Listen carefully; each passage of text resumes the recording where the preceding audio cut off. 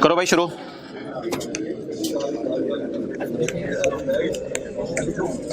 Lecture number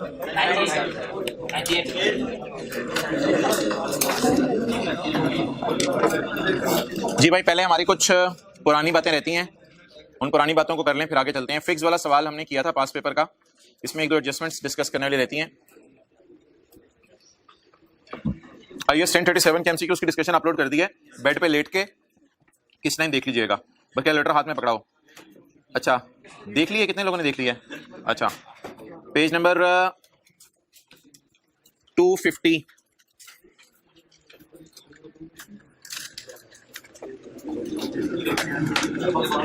किधर है? Trade discount है कहीं?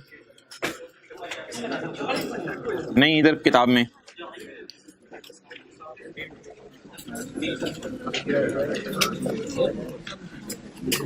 जनरल टायर और ये चीजें लिखी हुई हैं। पेज 223 भाई, पेज 223। Example number 1। शॉपकीपर ने 10 आइटम्स बेचे हैं जिनकी मार्केट प्राइस है 2000 ईच टू अ कस्टमर, एक कस्टमर को एट अ डिस्काउंटेड। बच्चे इंशाल्लाह इतवार को हमारी क्लास होगी और वो 9 से लेके 1 बजे तक होगी। सर आसिफ से बात होगी मेरी 2 बजे के बाद इंशाल्लाह वो।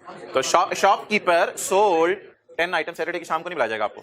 शॉपकीपर सोल्ड, भाई फाइनल अकाउंट के 1-2 सवाल होंगे, आपको पता ही नहीं चलना कैसे गुजर जाने हैं। फाइनल अकाउंट में तो टाइम पता ही नहीं चलता। Shopkeeper sold 10 items having a market price of 2000 each to a customer at a discounted price of 1800। Page number है यार 223। अच्छा भाईजान बताएं, 2000 वाली चीज दुकानदार ने कितने की बेची? 1800 की। यार चुप रहो ना। 2000 वाली चीज कितने की बेची दुकानदार ने? इस पे डिस्काउंट कितना दिया? डिस्काउंट वैसे ही पूछ रहा हूं, सवाल में नहीं बताया हुआ। 200 डिस्काउंट दिया। ओके, तो shopkeeper sold 10 items having market price of 2000 each to customer at a discounted price of 1800 due to bulk quantity. अब बताएं जी, अगर मैं इसको मल्टीप्लाई कर दूं सब सारी फिगर्स को 10 यूनिट से, तो मेरे ख्याल से एक एक सिफर आगे ऐड होता रहेगा। तो फिगर्स फिर क्या बनेंगी जल्दी बताएं। ये फिगर 20,000 बन जाएगी, ये 2000 बन जाएगी और ये 18,000 बन जाएगी। आप मुझे अपने अकाउंटिंग नॉलेज की बुनियाद पे बताएं कि इसकी ओरिजिनल एंट्री क्या होनी चाहिए। ओरिजिनल एंट्री डेटर या कैश डेबिट और सेल क्रेडिट कितने से जी? 18,000 से। अच्छा, ये इसकी ओरिजिनल एंट्री होनी चाहिए, क्योंकि आपको पता है जो ट्रेड डिस्काउंट है वो एंट्री के अंदर नहीं आता। इसकी रॉन्ग एंट्री अकाउंटेंट रॉन्ग, हाँ नीचे हुई नहीं, ठीक है। नीचे मैंने क्रेडिट सेल रिकॉर्ड की हुई है, कैश सेल भी कर सकते हैं, अभी तो समझने के लिए बात हो रही है। अच्छा, इसकी रॉन्ग एंट्री अकाउंटेंट क्या कर सकता है? देखिएगा इधर, डेटर डेबिट सेल क्रेडिट। वो कहे डेटर से तो मैंने कट कटा के 18,000 ही लेनी है, डेटर से तो मैंने 18,000 ही लेनी है। सेल माशाल्लाह माशाल्लाह मेरी 20,000 वाली चीज बिकी है, वो तो मैंने उसे डिस्काउंट देके सस्ती बेच दी, मेरा यार 2,000 का नुकसान हो गया है। Sale discount, sale discount expense.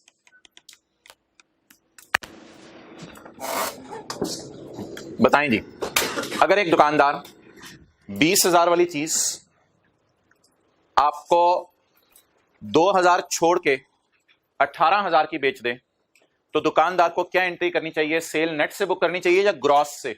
Cell ही नेट से बुक करनी चाहिए, डेटर डेबिट सेल क्रेडिट। लेकिन दुकानदार गलती से क्या एंट्री कर बैठा? डेटर डेबिट, डेटर से तो 18,000 ही लेने ना यार, ये तो दुकानदार को इतनी अकल है, डेटर से 18,000 ही लेने। डेटर डेबिट कितने वाली चीज बेची, कितने पैसे छोड़ के? सेल को सेल में बुक कर लिया और सेल डिस्काउंट को एक्सपेंस के तौर पे बुक कर लिया। अब भाईजान ये जो गलती है ना, ये गलती आपको अदर इंफॉर्मेशन नहीं बताया करेगी, ये गलती ट्रायल का मुंह बता दिया करेगा। ये गलती ट्रायल का मुंह बता दिया करेगा, ये गलती अदर इंफॉर्मेशन नहीं बताया करेगी। ट्रायल का मुंह कैसे ये गलती बताएगा? ट्रायल के मुंह पे ट्रेड डिस्काउंट या सेल डिस्काउंट के नाम से एक एक्सपेंस नजर आ रहा होगा। ये गलती ट्रायल का मुंह बता देगा कि ट्रायल के मुंह पे जिंदगी में कभी भी आपको सेल्स डिस्काउंट लफ्ज नजर आया तो इसका मतलब है अकाउंटेंट सेल बढ़ा चुका है। 18,000 सेल थी ना, सेल बढ़ा चुका है और काउंटर इफेक्ट के लिए उसने खर्चा बुक कर लिया है। डन। अब पढ़ें, ओरिजिनल एंट्री क्या होनी चाहिए थी? सेल याद रखेगा, असूल बताएं, असूल sale is always recorded in P&L. What happens in final account question? कभी कभी sometimes accountant instead of passing above one entry passes the following wrong entry. 18,000 से डेटर बुक करे, सेल 20,000 से बुक करे, और पेपर में आपने क्या एक्शन करना है? पेपर में आपने खड़े हो जाना है, खड़े होकर आपने सेल डिस्काउंट को सेल में से माइनस कर देना है, बस सेल डिस्काउंट को सेल में से। तो जब आप सेल डिस्काउंट को सेल में से माइनस कर देंगे तो ऑटोमेटिकली गलती सही हो जाएगी। क्लियर? कैसे? इसको जरा प्रैक्टिकली अप्लाई करें फिक्स वाले सवाल में, वो जो पास पेपर का क्वेश्चन 6 था, FIGS पेज नंबर 293।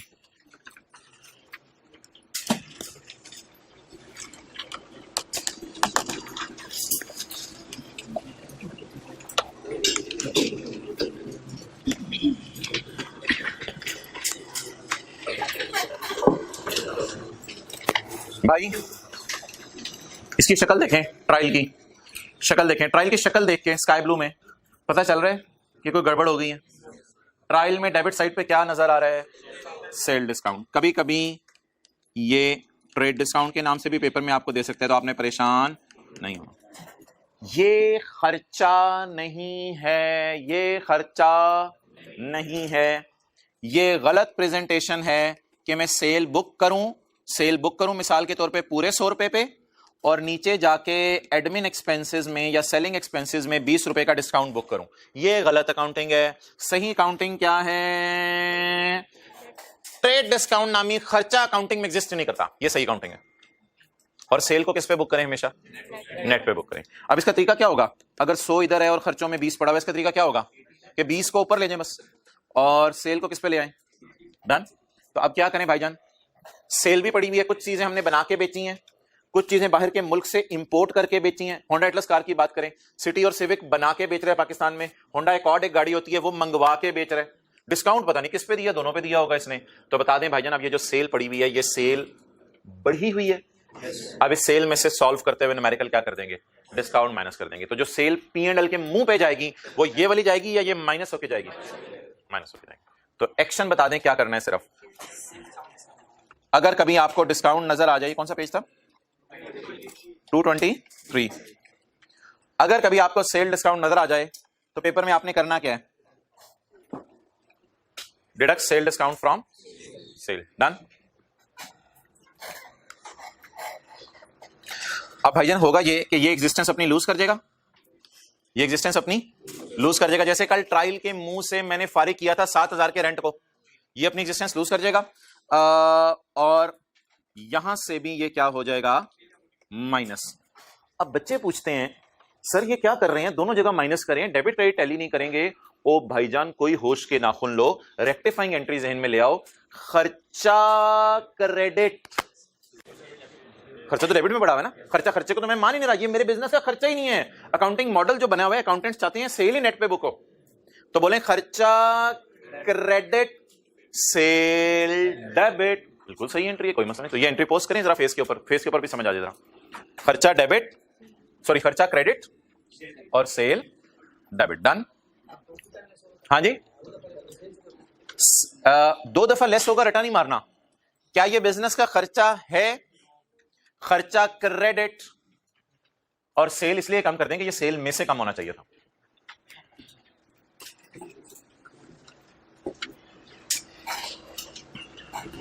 एंट्री क्या बनी?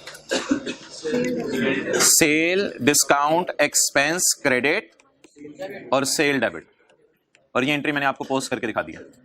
डन। अच्छा जी आगे चलें। ये गलती ट्रायल के मुंह से पता चले करेगी या अदर इंफॉर्मेशन ने बताई है? ट्रायल के मुंह से पता चलेगी। अगली भाईजान इस तरह की एंट्री एक और,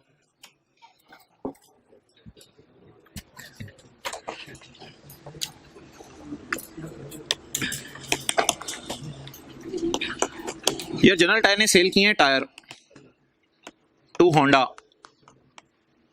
जनरल टायर ने होंडा को टायर सेल किए हैं।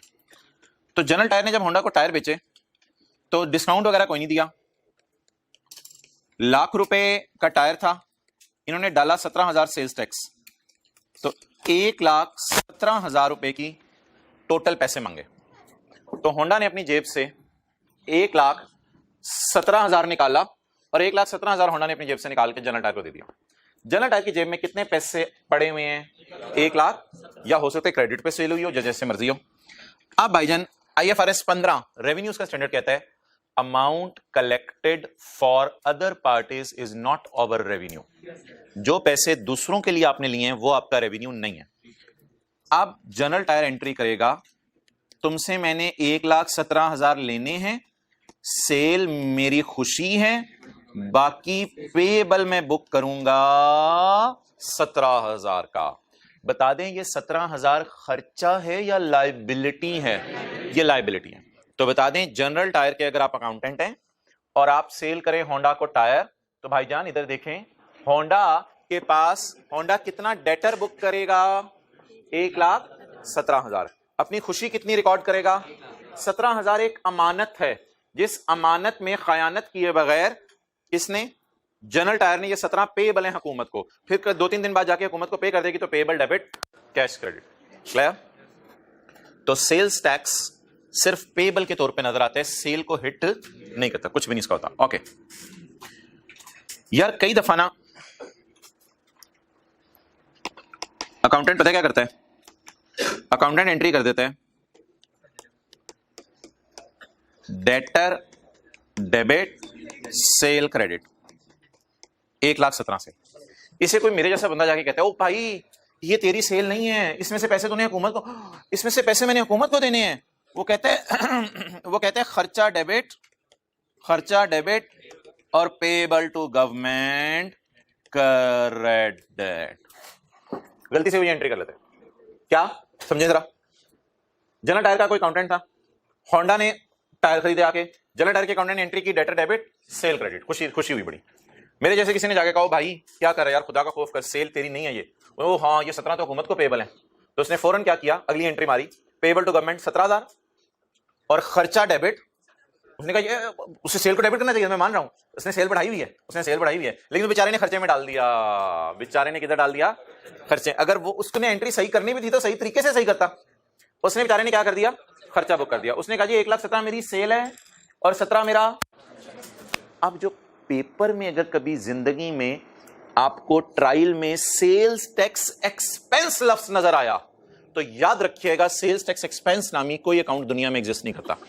सेल्स टैक्स एक्सपेंस होता ही नहीं, असल में एक्सपेंस बुक ही नहीं होता, सेल ही नेट से रिकॉर्ड होती है। डिस्काउंट की तरह ही बात है, तकरीबन सेल ही नेट से रिकॉर्ड होती है, एक्सपेंस तो है ही नहीं वो। अगर कभी जिंदगी में ट्रायल के मुंह पे सेल्स टैक्स खर्चे में नजर आ रहा हुआ, तो इसका मतलब है उस ट्रायल में पड़ी हुई सेल भी क्या होगी? गलत होगी। उस ट्रायल में पड़ी हुई सेल भी क्या होगी? वो ही काम करना है जो आपने थोड़ी देर पहले किया है। खर्चा आपको डेबिट साइड पे नजर आ रहा होगा और आपने खर्चे को खत्म करके सेल को लाख पे ले आना है। सेल को लाख पे ले आना है। पेपर में क्या करना है? Tyre seller general tyre sold tyre of 1 lakh for 1,17,000। Lakh उसकी वैल्यू थी सेल्स टैक्स डाले बगैर, और सेल्स टैक्स डाल के कितनी वैल्यू है? 1 लाख। तो entry in the books of seller, debtor debit, sale credit, sales tax payable to government. Sale is always recorded in P&L and net of sales tax. Treatment of sales tax in books of seller. What happens in final account question? So either near touch. Okay. What happens in final account question? But sometimes accountant instead of passing above one entry passes following wrong entries. Debtor debit. सारा खुशी अपनी बना ली। बाद में जब ख्याल आया कि ये खुशी नहीं है, तो क्या बुक किया? खर्चा बुक किया। और पेबल तो है, पेबल पे तो हमें एतराज नहीं। अब बोलें क्या सेल सही है? कम होनी चाहिए, खर्चा भी कम होना चाहिए। क्या एंट्री बनेगी खर्चा कम? रेक्टिफाइंग एंट्रीज मैंने नहीं की हुई। क्या एंट्री बनेगी खर्चा कम करने की? Sales tax expense credit debit पे पड़ा हुआ है और सेल डेबिट, या मैंने आपको कहा था कि सेल में से माइनस कर दें, जो भी आसान आपको लगे, या एंट्री समझ लें या सेल में से माइनस कर दें। तो दो अब सारी बातें ना पेपर में भूल जाती हैं, एंट्रियां सारी चीजें। दो बातें बस याद रखें, ट्रेड डिस्काउंट और सेल्स टैक्स एक्सपेंस। अगर ट्रायल के मुंह पे नजर आ रहे हैं तो चुप करके सेल में से माइनस कर दें, खर्चों में डालने की जरूरत नहीं। ये बिना खर्चा नहीं है, सेल में से कम कर दें, बस सारी बात की समरी है। Deduct sales tax expense from sale. ये दो बातें बस आपने याद रखनी। लेकिन ऐसा करना कब है? जब ट्रायल का मुंह क्या शो कर रहा हो? ट्रेड डिस्काउंट या सेल डिस्काउंट, या ट्रायल का मुंह क्या शो कर रहा हो? Sales tax expense. ये आपको ना आज एक अजीब सा मुंह दिखाने लगा हूं।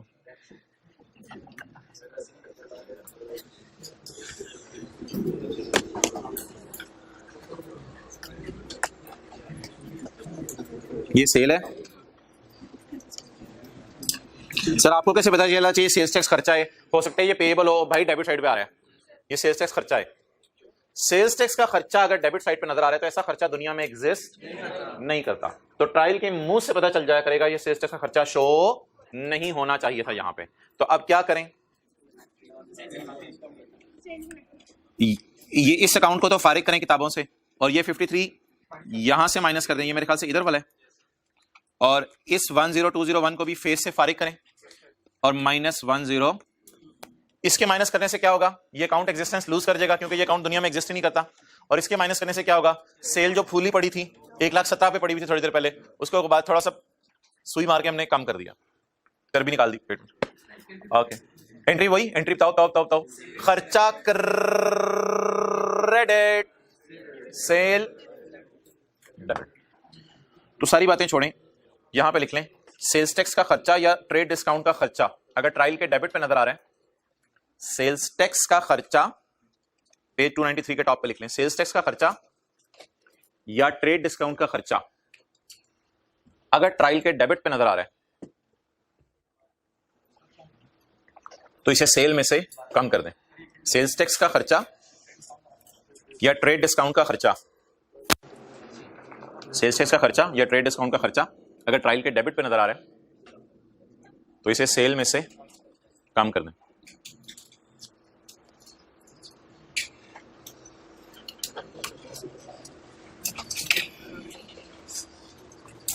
और इसकी रीजंस और लॉजिक्स का पेज नंबर कौन सा था अभी जो कर रहे थे? 223।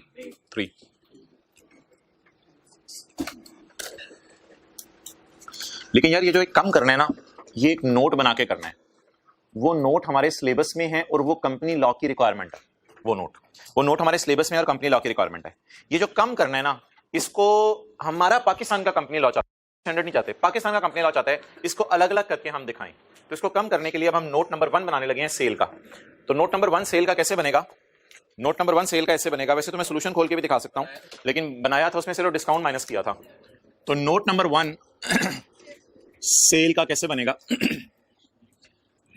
आपकी पहले तो आ रही है ना सेल मेन्यू फिक्चर्ड गुड्स, कितनी आ रही हैं?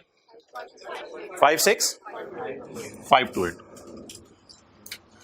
इसमें से माइनस कर दें इसका सेल्स टैक्स, क्योंकि सेल में से माइनस होना चाहिए। कितना? 10201। कितना आ गया? अच्छा, अब कौन सी सेल पकड़ें? 10 और इसमें से माइनस कर दें 53।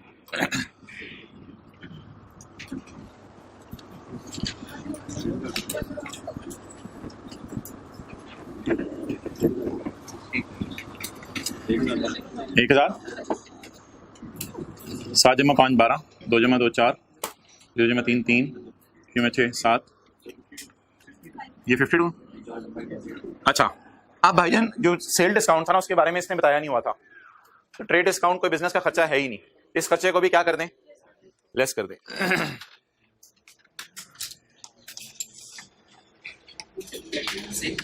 2594, ये पता नहीं किस सेल का है। 2594 लेस ट्रेड डिस्काउंट 44758। ये सेल आ जाएगी P&L के मुंह पे 44758। अब आखिरी बात मैं आपसे पूछने लगा हूं, क्या ये खर्चे सेलिंग एक्सपेंसेस में आने चाहिए या सेल तक पहुंचते हुए ही नेट हो जाने चाहिए? अगर डेबिट साइड पे खर्चे के तौर पे नजर आ रहे हैं तो इनको खर्चों में नहीं डालना, बल्कि जैसे सेल रिटर्न माइनस करते थे उस तरह इनको क्या कर देना है? सेल में से माइनस कर देना। सेल में से माइनस। डन। हाँ जी, क्या हो गया? एक और बी हो गया, बीच में आ गया। डन। क्या डबल इफेक्ट तो खुद ही हो गया ना। अब जब आप ट्रायल उठा रहे होगे ना, तो ये 53 आप नहीं उठाओगे, क्योंकि क्या एंट्री हो गई 53, फेस भी माइनस हो गया, 53 इधर से खत्म हो गया और इधर आके जो है वो रिकॉर्ड हो गया।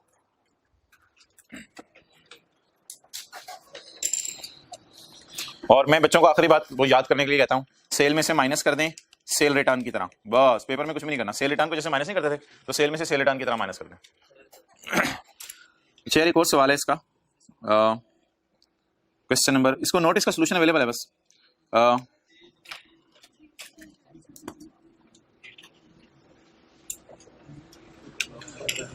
यार ये क्या चक्कर है, देखना इधर, क्वेश्चन 7, ये क्या आ रही है?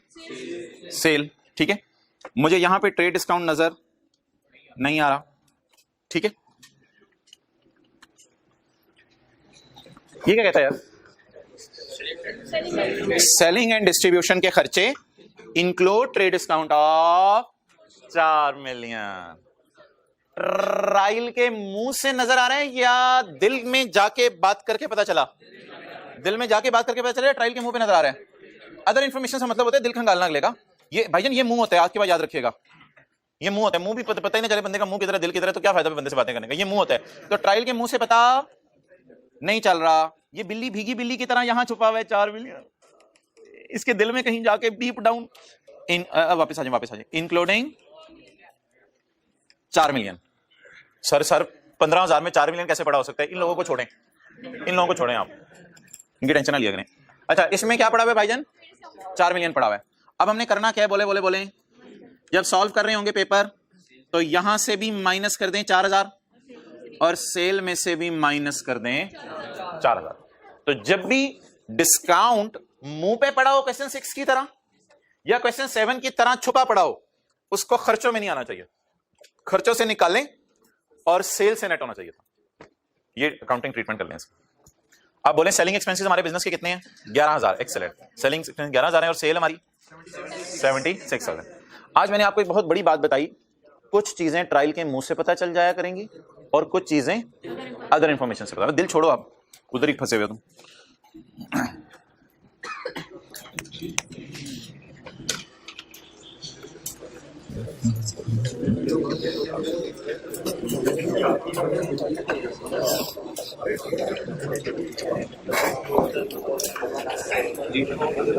अच्छा, एक चीज और सवाल में रह गई थी,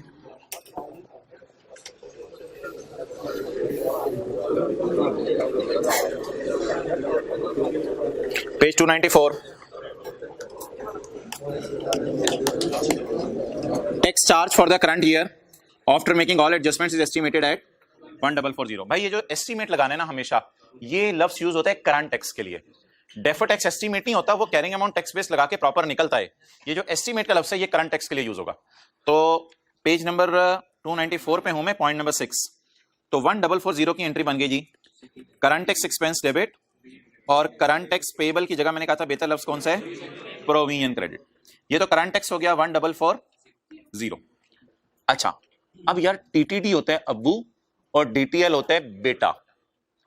the TTD of taxable temporary difference, the TTD originated in the year over last year. आप बताएं, क्या ये टीटीडी एज ऑन है या पिछले साल के टीटीडी और इस साल के टीटीडी का डिफरेंस है? पिछले साल के टीटीडी और इस साल के टीटीडी का डिफरेंस है। इससे पहले क्या लिखा हुआ था कल वाली क्लास में? एट 30 सितंबर 15 टीटीडी इज 92। तो ये सबसे आसान तरीका था देने का। तो ये टीटीडी एज ऑन दे रहा था, लेकिन इधर देखें, इधर लिखा हुआ है the TTD originated in the year over last year. किधर गया वो? अच्छा ठीक है, उसको ले आते हैं। किधर है फाइनल अकाउंट?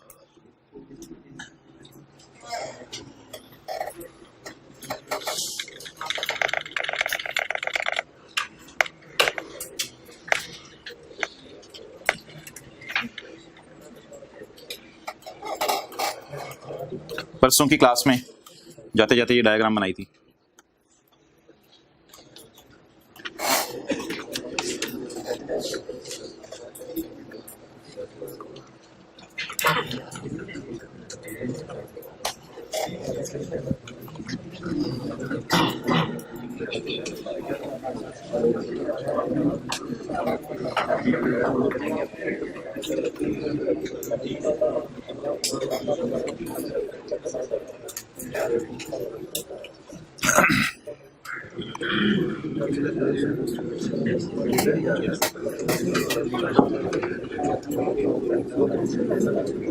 अच्छा, सवाल में सिर्फ ये लिखा हुआ है TTD in the year originated over last year. इसका क्या मतलब है? टीटीडी बढ़ गया।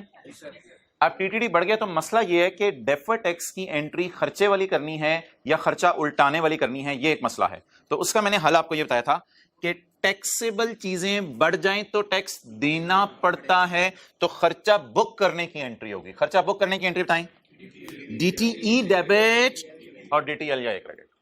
और अगर टैक्सेबल चीजें कम हो जाएं तो टैक्स कम देना पड़ेगा, तो उल्टी एंट्री होगी।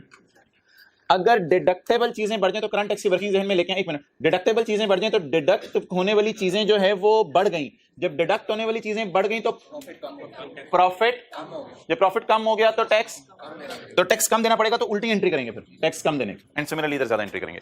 तो अब बता दें जी, टीटीडी, क्या मैं इस फिक्रे को पढ़ के कह सकता हूं कि टीटीडी बढ़ रहा है ओवर लास्ट ईयर, तो टीटीडी बढ़ने की वजह से डीटीएल बढ़ेगा।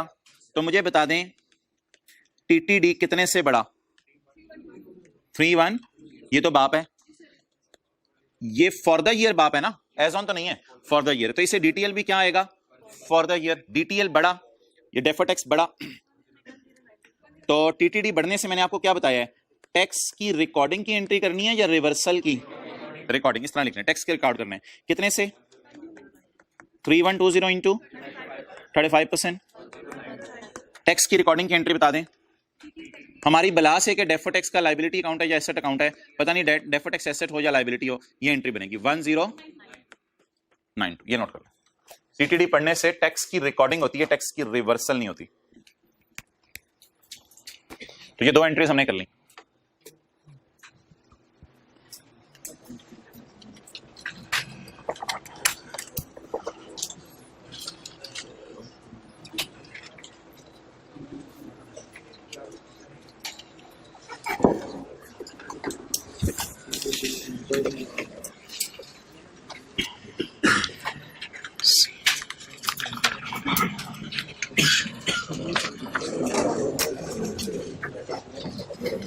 ले आओ भाई कैमरा इधर।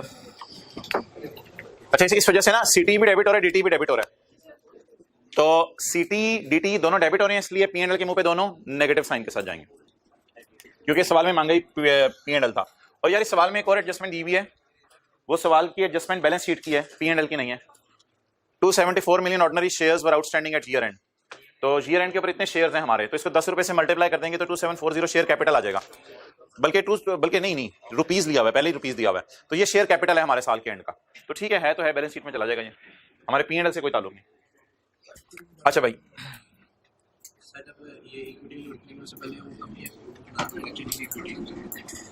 कौन सी वाली?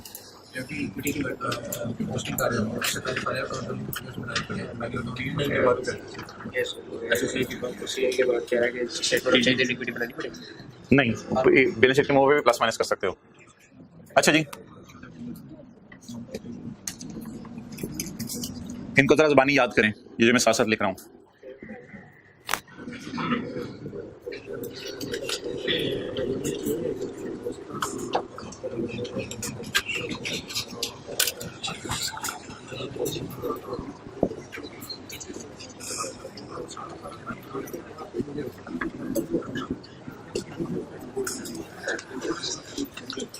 हमारा कंपनी लॉ ये कहता है, आज बड़ी इंटरेस्टिंग सी चीजें हैं, आसान सी। हमारा कंपनी लॉ ये कहता है कि 6 चीजें आपने यूजर को डिस्क्लोज करनी है। इसमें आपने सिर्फ समझते रहना है, आसान सी चीजें हैं, कोई ज्यादा कॉम्प्लिकेटेड नहीं है, ये सारे डिस्क्लोजर्स हैं, जनरल एंट्रीज कोई नहीं है। हमारा कंपनी लॉ कहता है यूजर्स को 6 बातें बताओ, यूजर्स को 6 बातें बताओ। किसके बारे में? स्टेटमेंट ऑफ कॉम्प्रिहेंसिव इनकम के बारे में। सेल्स टैक्स और ट्रेड डिस्काउंट वगैरह यूजर को बताओ, इसका डिस्क्लोजर शुक्र है बन गया। ऑडिटर रेम्यूनरेशन यूजर को बताओ, इसका भी बना चुका है हम, आउट ऑफ पॉकेट जिसमें आया था। एक तीसरा डिस्क्लोजर हमने डोनेशन का बनाया था, ये भी हमारा कंपनी लॉ कहता है। चौथा डिस्क्लोजर मैंने आज आपको दिखाना है। चौथे डिस्क्लोजर का मतलब है रेम्यूनरेशन ऑफ, ये तो सारे फिक्स के सवाल में कवर हो गए थे ना।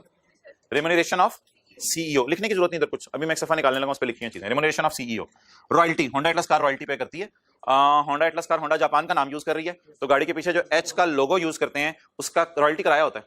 तो अगर आप किसी का नाम यूज करें तो उसका नाम यूज करने का किराया देते हैं, इसका भी डिस्क्लोजर आपने देना है। और 3 सालों का टैक्स यूजर को बताना है कि 3 सालों का टैक्स कितना आपने अंदाजा लगाया था और कितना एफबीआर वालों ने फिर आपका टैक्स निकाला, और उनमें डिफरेंस जो है उसकी क्या वजह बन सकती है। तो 3 सालों के टैक्स का भी आपने डिस्क्लोजर देना है कि पिछले 3 साल से आपका कितना टैक्स बनता है जो आप निकाल रहे हैं करंट टैक्स की वर्किंग में, और एफबीआर वालों के मुताबिक कितना टैक्स बन रहा है। तो ये 6 डिस्क्लोजर्स हैं जो कंपनी लॉ के मुताबिक आपने देने हैं। अच्छा, इसमें से एक डिस्क्लोजर आपके सामने बना पड़ा है सेल वाला, दूसरा डिस्क्लोजर है ऑडिटर रेम्यूनरेशन का। हैंड पेजेस किताब के एंड पे हैं, वो निकाल लें।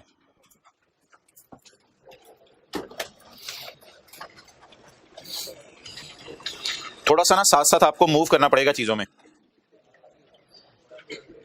Hand page number 6, hand page number 6, final account. अच्छा भाई, कल की क्लास में हमारा जो फिक्स वाला सवाल था परसों वाला, उसमें एक ही ऑडिटर था, कोई जिक्र नहीं हुआ था। इज इट पॉसिबल कि 2 भी ऑडिटर हों? अच्छा, ट्रायल के अंदर फिगर आ रही थी ऑडिटर को दिए हैं 30 रुपए, तो यूजर को बता दें इसमें से 13 रुपए आपने पीडब्ल्यूसी को दिए हैं और 17 रुपए केपीएमजी को दिए हैं, क्योंकि हमारा ज्वाइंट ऑडिटर है, हमारे ऑपरेशंस इतने कॉम्प्लिकेटेड हैं कि हमने 2 ऑडिटर रखने पसंद किए हैं। 2 बीवियां नहीं 2 ऑडिटर। तो हमने 2 ऑडिटर रखे हुए हैं, केपीएमजी और पीडब्ल्यू। एक को 13 दे रहे हैं, एक को, इसको ऑडिट फी इतनी दी है, इसको इतनी दी है, इसको टैक्स के पैसे इतने दिए, इतने दिए, इसको आउट ऑफ पॉकेट इतने दिए, इतने दिए। ये इतना सा डिस्क्लोजर हमने बनाया था पिछली क्लास में, ये मेरी तरफ से। तो ये डिस्क्लोजर जो है हमारा किसका बन गया? बोलें बोलें बोलें। सिंगल ऑडिटर का भी बन गया और ज्वाइंट ऑडिटर का भी बन गया। सर पेपर में कैसे ये सवाल आएगा? पेपर में ऐसे आएगा कि ट्रायल के मुंह पे नजर आ रहा होगा 30, ट्रायल के मुंह पे नजर आ रहा होगा और अदर इंफॉर्मेशन के अंदर ये बातें लिखी होंगी, तो आपने एक लिस्ट बना के दे देना। तो डेट इज कॉल्ड एज, बोलें कौन सा? और ज्वाइंट ऑडिटर्स का डिस्क्लोजर। अगला जी, साथ साथ फारिग करें इनको। अगला डिस्क्लोजर कौन सा जी? डोनेशन। ये डोनर कौन होता है, डोनी कौन होता है? डोनर डोनेशन देने वाला, और डोनी वो जो डॉगी होते हैं, डॉगी को डोनी कहते हैं? नहीं नहीं, डोनर डोनेशन देने वाला, डोनी डोनेशन लेने वाला। डोनेशन कभी नेचर में मसला होता है, कभी अमाउंट में मसला होता है। डोनेशन की कभी अमाउंट में मसला होता है। क्या मतलब? अगर जिस ऑर्गेनाइजेशन के आप डायरेक्टर हैं, उसी डायरेक्टर ने, मिसाल के तौर पे पीटीसीएल का एक डायरेक्टर है और पीटीसीएल के डायरेक्टर ईदी वेलफेयर ट्रस्ट में ईदी साहब के साथ रजिस्टर भी अपने आप को करवा लिया हुआ जब ईदी वेलफेयर ट्रस्ट रजिस्टर होने गया था। तो मिस्टर शेख रशीद साहब, मैं कहता हूं, पीटीसीएल के डायरेक्टर भी हैं और ईदी वेलफेयर ट्रस्ट में ट्रस्टी भी हैं। अब पीटीसीएल अगर ईदी वेलफेयर ट्रस्ट को डोनेशन देना चाहे तो 1 रुपया डोनेशन भी दें तो यूजर को बताएं, क्योंकि नेचर में मसला है। नेचर क्या? आपकी कंपनी का डायरेक्टर अपने ही किसी इदारे को डोनेशन दे रहा है, तो इधर किसमें मसला हो गया? नेचर में। इसके अलावा पीटीसीएल से कुछ और लोग भी डोनेशन मांगने आए, कोई इधर उधर के लोग चंदा मांगने आ जाते हैं, उनके डिस्क्लोजर देने की जरूरत नहीं है कि किस किस को डोनेशन दी, लेकिन अगर वो डोनेशन मटेरियल अमाउंट है तो आपने उसको डिस्क्लोज। डायरेक्टर शेख रशीद या उसकी, सॉरी आपको भी पता नहीं है, अल्लाह दे। अच्छा, डायरेक्टर और हिज बीवी has interest in donee. Sheikh Rashid का इंटरेस्ट है, बीवी में इंटरेस्ट नहीं। भाईजान सारे अजीब बातें करते हो, वो तो होता ही है। डायरेक्टर हैज इंटरेस्ट इन ईदी welfare trust, director has interest इन ईदी वेलफेयर ट्रस्ट, यस, डिस्क्लोज। 2 बातें डिस्क्लोज करनी है। नंबर 1, ये भाईजान कंपनी लॉ लेके जाने की पेपर में इजाजत नहीं है, ये बातें याद करनी है, या आईएफआरएस में नहीं अवेलेबल, ये कंपनी लॉ का डिस्क्लोजर है। 2 बातें डिस्क्लोज करनी है। नंबर 1 साथ साथ याद करते हैं, नेम ऑफ डायरेक्टर और देयर, और ये याद यूज नहीं करनी आपने, पेपर में उनके नाम आ रहे होंगे, आपने वह लिखते जाना है। ये कोई रट्टा नहीं मारने डिस्क्लोजर, पेपर में इंफॉर्मेशन आ रही होगी आपको बस ज़हन में आ जाएगा यार हाँ ये नाम लिखना होता था, ये कोई एज इट इज रट्टा नहीं मारने। लेकिन कभी कभी एमसीक्यू वैसे मैंने देखा 1-2 आ गए थे, तो फिर इसमें पता होना चाहिए नेम ऑफ डायरेक्टर और देयर इंटरेस्ट क्या। इंटरेस्ट क्या मतलब? मैं इधर भी डायरेक्टर हूं और उधर ट्रस्टी भी है। अब बाहर आ जाओ अकाउंटिंग एंट्री से, इंट्रो FR1 से डिस्क्लोजर्स की बातें शुरू हो गई हैं। ओके, आप समझ रहे थे debtor debit sale credit rectifying entries करवा रहे होंगे फाइनल अकाउंट में। अच्छा, डायरेक्टर और spouse has interest in donee. No, donee के अंदर हमारा कोई इंटरेस्ट नहीं है, यानी हमने किसी ऐसे ही चलते फिरते किसी नॉन प्रॉफिट इदारे को डोनेशन दे दिया। Donation to single party is greater than higher of, donation to single party is greater than higher of 10% of company total donation और ₹10 लाख। अब ये तो न्यूमेरिकल करके समझ आएगी, बात ऐसे नहीं समझ आनी। Yes, donation to single party is greater than, ये इधर से मिल रहा है, ग्रेटर देन थोड़ा सा दूर हो गया है असल में, greater than higher of 10% of company total donation और 10 lakh. Yes, disclosure required for name of donee. अब इंटरेस्ट तो आपका है ही नहीं उनमें क्योंकि आपके जानने वाले नहीं है, तो सिर्फ नाम बता दें किसको डोनेशन दिया। Donation to single party is greater, no, ये नो दोबारा, हाँ नो, नो डिस्क्लोजर, इधर डिस्क्लोजर देने की जरूरत।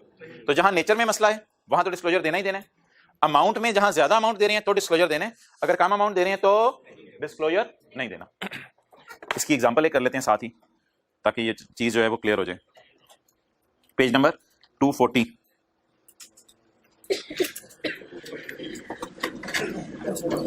Page number 236, 236, PTCL company donated 12 million in total during the year. Bayern trial में कितनी डोनेशंस नजर आ रही होंगी? ट्रायल में कितनी डोनेशन नजर आ रही होंगी? 12 मिलियन, 1 करोड़ 20 लाख रुपए इस साल हमने डोनेट कर दिया। Out of this company made a single donation of 1.1 million to Shaukat Khanum. उसमें हमारा कोई इंटरेस्ट नहीं है, ये नहीं लिखा हुआ। एक हमने डोनेशन दिया शौकत खानम को 1 बताएं इस 1.1 का डिस्क्लोजर देना है या नहीं देना, उसके लिए थोड़ी सी मेहनत करनी पड़ेगी। हायर ऑफ, किस किस का हायर लेना है? 10% ऑफ कंपनी और 10 लाख, ये 10 लाख लॉ की तरफ से अमाउंट है। अच्छा जी, कंपनी डोनेशंस कितनी है टोटल? 10% लें 12 मिलियन का, 1.2 मिलियन और 1 मिलियन, दोनों में से हायर को हाईलाइट करवाएं। 1.2 मिलियन। अब 1.2 हायर आ गया, इसको कंपेयर किससे करना है? जो डोनेशन हमने दी, जो डोनेशन हमने दी। भाईजान किधर देख रहे हैं? हर दोस्त को ढूंढ रहे थे। अब पढ़ें। डायरेक्टर और spouse has interest in donee Shaukat Khanum में, no no I have no interest in Shaukat Khanum, बस आए थे देने पड़े पैसे, रिक्वेस्ट की थी। Donation to Shaukat Khanum is, Shaukat Khanum की डोनेशन 1.1 है, वो सवाल में गिवन है। Donation to Shaukat Khanum is greater than 1.2, अभी 1.2 निकाला है, इज ग्रेटर देन 1.2, तो डोनेशन 1.2 से ग्रेटर नहीं है। इसका मतलब है छोटी मोटी डोनेशन है, जो मोटी मोटी छोटी मोटी डोनेशन है।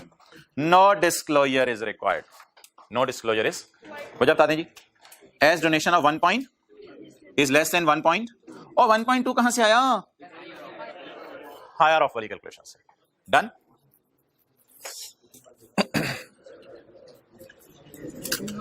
It needs more practice. This disclosure needs more practice. So I am here for you for this practice.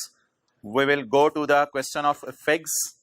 We will find figs. I don't know what does figs mean, but we will go on figs. अच्छा हज़रात, अच्छा मुझे बता दें figs में total donation कितनी है? Total donation 34, ये सवाल है पेज नंबर 293 पे। इंजॉय करें आज, ये चुप चुप रह के। फिक्स में टोटल डोनेशन कितनी है? 34। और सिंगल पार्टी को कितने दिए हैं? 5 मिलियन। सिंगल पार्टी को कितने दिए हैं? 34 में से 5 एक ही को दे दिए, तो 34 में से 5 एक ही को दे दिए। Higher of 10% of is equal to 3.4 या 1 मिलियन, विच एवर इज। अच्छा मुझे बताएं क्या हायर आ रहा है? 3.4 is higher as per the calculation of company law. Compare it with 5 million. आप बता दें डोनेशन तो बहुत ज्यादा है, 5 मिलियन 3.4 से बहुत ज्यादा है। अब डिस्क्लोजर देना है, बिल्कुल गलत तरीके से आप लोग पहुंचे हैं। बंदा सबको खड़े कर दे और खड़े करके सबको जूते मारे, भाईजान ये वाली कैलकुलेशन करनी नहीं। ये तो आपको रिवीजन के लिए मैंने करा दी। इधर तो इंटरेस्ट है डोनी में हमारा, इधर तो डिस्क्लोजर देना ही देना है। जरा सवाल तो पढ़ें। Donation of 5 million given to dates cancer foundation, इतना सा लिखा होता ना फिर आपकी बात ठीक थी, फिर वो सारा तरीका लगाना था। लेकिन अब क्या लिखा हुआ है? One of the company director mister peanut is a, तो भाई इधर तो इंटरेस्ट है ना, तो वी हैव इंटरेस्ट, तो इधर लिख लें मस्ट डिस्क्लोज। 5 मिलियन क्या 1 रुपया भी होती तो डिस्क्लोज करनी थी। We have interest so must disclose. अच्छा हाथ खड़ा करें, कितने लोग पागल बन गए थे? सवाल तो ये पढ़ाया हुआ था आपको। और कितने लोगों को दिल चाह रहा था रोकें सर को? अच्छा ठीक है, और भी बहुत कुछ तुझे पता होता है। मजा आता है ना ताजा बिस्ती करके, ये ताजा कॉन्सेप्ट पढ़ाया होता है, ताजा बिस्ती होती। ओके अच्छा, अब मैं टिक कर लूं डोनेशन वाला डिस्क्लोजर, आप समझ आ गया? डबल टिक कर लें, और ये वाला डिस्क्लोजर तो पहले ही बना हुआ है।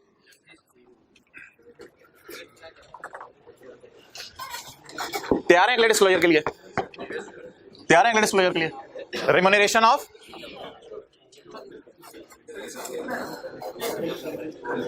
ये सिर्फ अब अंग्रेजी में लिखना होगा। हाँ भाईजान, आज आपके लिए मार्केट में एक नई चीज आई है, नेस्ले की फाइनेंशियल स्टेटमेंट्स।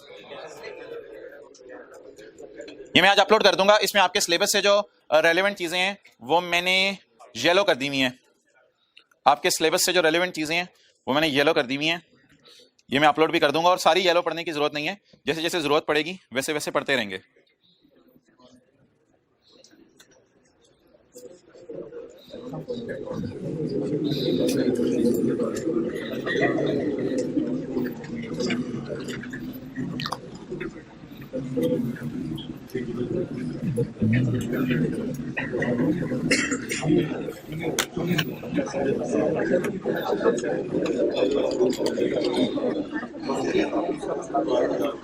ये जी नोट नंबर 39 में खोल रहा हूं।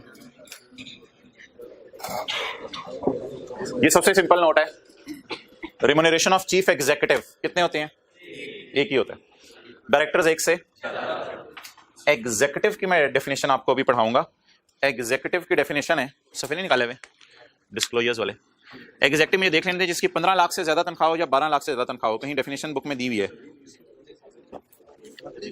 मंथली नहीं, एनुअल। एग्जीक्यूटिव की डेफिनेशन किताब में कहीं दी हुई है। कंट्रोल F भी हो जाएगा, लेकिन इधर से वैसे ही मिल जानी है इंशाल्लाह।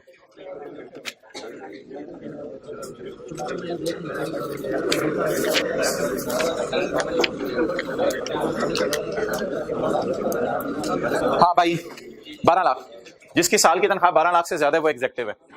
साल की तनख्वाह, महीने की तनख्वाह लाख, वो एग्जीक्यूटिव लेवल का बंदा है। अच्छा, द रिम्यूनरेशन ऑफ, बोले रिम्यूनरेशन ऑफ, नेस्ले जहन में लेके आए, एक चीफ एग्जीक्यूटिव होगा, एक से ज्यादा एग्जीक्यूटिव्स तो पता नहीं 25-30 लोग हों, कई लोगों नेस्ले में जिनकी तनख्वाह sales manager, production manager, lakh से ज्यादा होगी तनख्वाह। The aggregate amount charge in, अच्छा ये जो किसी का सब नोट नहीं है, ये अलग से ही नोट है। अगर सब नोट ये बनाना भी पड़े ना तो सैलरीज का सब नोट होगा। रिम्यूनरेशन तनख्वाहें इनकी, तो अगर सब नोट बनाना भी पड़े तो सैलरीज का सब नोट होगा, लेकिन ऑर्गेनाइजेशन सब नोट बनाती नहीं है, क्योंकि इसका टोटल जो है ना वो सैलरीज के टोटल से मैच नहीं करता, क्योंकि इसमें सारे एम्प्लॉइज नहीं है हमारे, सिर्फ चीफ एग्जीक्यूटिव है, कुछ डायरेक्टर्स हैं, और वो लोग ऑर्गेनाइजेशन में जिनकी साल की तनख्वाह 12 लाख से ज्यादा है, बाकी 70-80 हजार बल्कि लेबर फोर्स होगी, तो इसका टोटल सैलरीज के टोटल से टैली नहीं करेगा। The aggregate amount charge in financial statements during the year for remuneration including certain benefits to chief executive officer, executive directors. Directors दो किस्म के होते हैं, executive, non executive. And executives ये एग्जीक्यूटिव्स वो हैं जिनकी साल की तनख्वाह 12 लाख से of the company are as follows. और यार इन्होंने चेयरमैन भी डाला हुआ है, चलें चेयरमैन को जरा छोड़ें। चीफ एग्जीक्यूटिव ऑफिसर, एग्जीक्यूटिव ये तो हो गया ना सीईओ। इसके बाद डायरेक्टर्स में सिर्फ इनके एग्जीक्यूटिव डायरेक्टर्स ही होंगे, नॉन एग्जीक्यूटिव हमें क्या पता कंपनी लॉ में कौन होते हैं। चीफ एग्जीक्यूटिव ऑफिसर ये वाला हो गया, डायरेक्टर्स ये वाले हो गए, और एग्जीक्यूटिव्स ये वाले हो गए। चीफ एग्जीक्यूटिव ऑफिसर इनका एक ही है, ठीक है। डायरेक्टर्स इनके एग्जीक्यूटिव डायरेक्टर्स दो हैं, और 542 लोग नेस्ले में ऐसे हैं जिनको तनख्वाह साल की 12 लाख से ज्यादा दी। गरीब मुल्क नहीं है पाकिस्तान, नेस्ले के पास ही 542 लोग ऐसे हैं जिनकी तनख्वाह साल की 12 लाख या उससे ज्यादा है। अच्छा, अब मोहतरम अकेले चीफ एग्जीक्यूटिव को हमने साल में कितने पैसे दिए हैं? इकाई, दहाई, सैकड़ा, हजार, 10,000, लाख, 10 लाख, करोड़। तो 7 करोड़ रुपया हमने नेस्ले ने अपने चीफ एग्जीक्यूटिव ऑफिसर को साल में दे दिया, और 2 डायरेक्टर्स को 1 अरब 23 करोड़ रुपया इन्होंने साल में दे दिया। तो ये सारे डिस्क्लोजर यूजर को बताने हैं कि कहां कहां तुम्हारे पैसे लुटाई जा रहे हैं, ठीक है। इसका नाम भी कहीं ढूंढ लेंगे अभी, ये नहीं देखना किस रास्ते से कर जाते हैं, इसी बात है ना क्या। अच्छा, ये फाइनेंशियल स्टेटमेंट एफबीआर भी डाउनलोड कर सकता है। अच्छा, और एग्जीक्यूटिव्स को 3 अरब ही बनेगा मेरे ख्याल से, तो नहीं 3 अरब से भी ज्यादा बनेगा, खरब बन जाएगा कोई। तो ये सारे एग्जीक्यूटिव्स एक एग्जीक्यूटिव को दे रहे हैं, ये 542 को मिला के दे रहे हैं, 542 को मिला के दे रहे हैं। डायरेक्टर के वैसे मजे लगे हैं, देखो पिछले साल 61 था, इस साल 100 लुट में चीज। ये पिछले साल का रेट है ना, और ये इस साल का रेट है। अच्छा क्या क्या दे रहे हैं इनको? तनख्वाह दे रहे हैं, इनकी तनख्वाह की फिगर इनकी सबसे ज्यादा होगी तनख्वाह, यानी कि इसके अलावा भी बेनिफिट्स दे रहे हैं जिन्होंने टैक्स पढ़ा हुआ है, बोनस दे रहे हैं, बोनस दे रहे हैं, कोई रिटायरमेंट के बेनिफिट्स दे रहे हैं, हाउसिंग रीइंबर्स, कोई एक्सपेंसेस इन्होंने किए होंगे उनको रीइंबर्स कर रहे होंगे।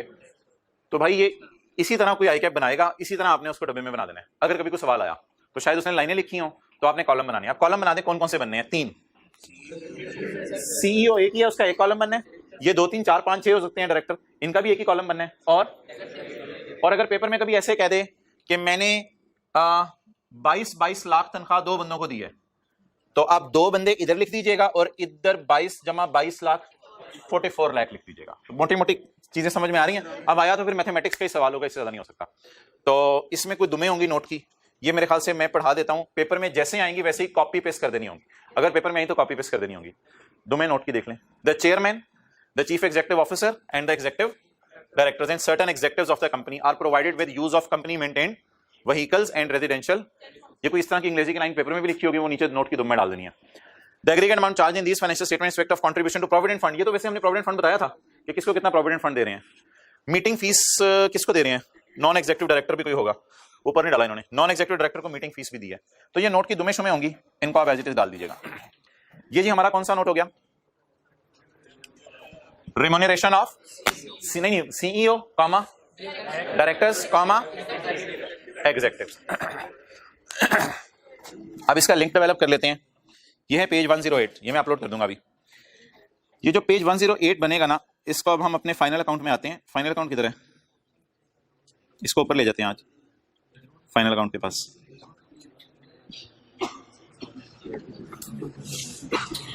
किधर है फाइनल अकाउंट? किधर है? और ऊपर है ये।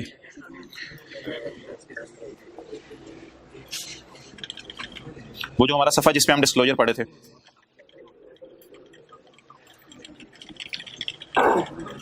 नहीं, अभी तो बात शुरू ही है, आज तो मजा ना शुरू है।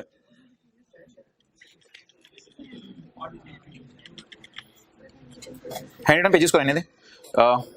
Page number 234, page 234, requirements as to profit and loss. Requirement number 1, following item shall be disclosed at deduction from cell.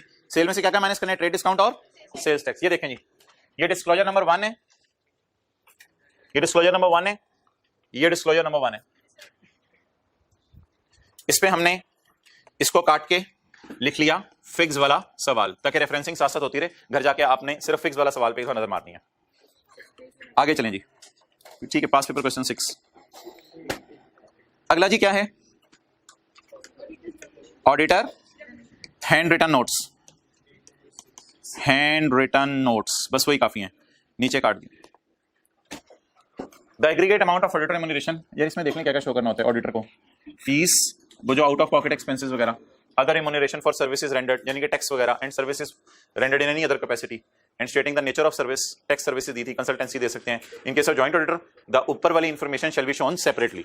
2 column बना के शो करेंगे। तीसरा कौन सा डिस्क्लोजर है जी? डोनेशन का। इन केस, यही तो आपको एग्जांपल कराई थी अगले सफे पे। In case donation to a single party exceed 10% of companies total amount of donation or 1 million, whichever is, तो name of donee shall be disclosed. ये तो वो हो गया जहां हमारा इंटरेस्ट नहीं है। अब जहां इंटरेस्ट है, इन वेयर एनी डायरेक्टर और हिज बीवी हैज इंटरेस्ट इन डोनी, तो इररिस्पेक्टिव ऑफ अमाउंट, फिर 1 रुपया भी आप उसे डोनेट करें, name of such director along with their interest. Hand written page 6, hand written page 6। Okay यार, ये डिस्क्लोजर थोड़ा पढ़ लें आप। Complete particulars of aggregate amount charge by company shall be disclose separately. किस किस का डिस्क्लोजर देना है? चीफ एग्जीक्यूटिव एंड एग्जीक्यूटिव कौन होते हैं? जिसकी तनख्वाह ग्रेटर नहीं, ये एग्जीक्यूटिव डायरेक्टर्स नहीं है, ये वो लोग हैं जिनकी तनख्वाह 12 लाख से। Together with the number of such director, number भी दिखे हुआ था, together with the number of executive such as, इनको फीस दे दें, रिम्यूनरेशन दे दें, कमी। अब ये लिफाज याद नहीं करने, ये तो पेपर में आएंगे, एज इट इज डिस्क्लोज कर देने हैं। कमीशन, बोनस, रीइंबर्सेबल एक्सपेंसेस, फायदे वगैरह, पेंशन, रिटायरमेंट के वक्त, ग्रेचुटीज, कंपनी ने प्रोविडेंट फंड में इसके लिए कितने पैसे रखे हैं, सुपरएनुशन फंड भी कोई चीज होती है, और compensation for loss of office, कई दफा इनको निकाल देते हैं तो निकालते हुए को पैसे दे, रिडंडेंसी जिसे हम कहते थे, and in connection with retirement from office, other perquisites and benefits in cash और in kind stating their nature, in kind benefit दिया हुआ था उनको, घर वगैरह दिए हुए थे या टेलीफोन घर के लिए दिया हुआ था, एक पढ़ा था अभी हमने, their nature and where practicable their approximate money values and amount of any other services rendered, कोई भी उन्होंने सर्विस दी आपने उसके पैसे दे दिए, ये सारा। अब आईकेप ने भी कोई पता नहीं किसी की फाइनेंशियल स्टेटमेंट से उठा के डाला हुआ है, इसको बेशक ना पढ़ें फिर छोड़े पड़े, आईकेप ने भी किसी किताब से उठा के डाला। यहां मैं कह रहा था आप लिखें page 108 of Nestle, page 108 of Nestle. चलें जी, कितने हो गए आप हमारे टोटल? 4 डिस्क्लोजर हो गए। अगला कौन सा रह गया जी? रॉयल्टी और tax. In case of royalties paid to companies, entities और इंडिविजुअल्स, रॉयल्टी जिस मर्जी को दें आप, following shall be disclosed, name and address and relationship with company और डायरेक्टर्स इफ एनी। तो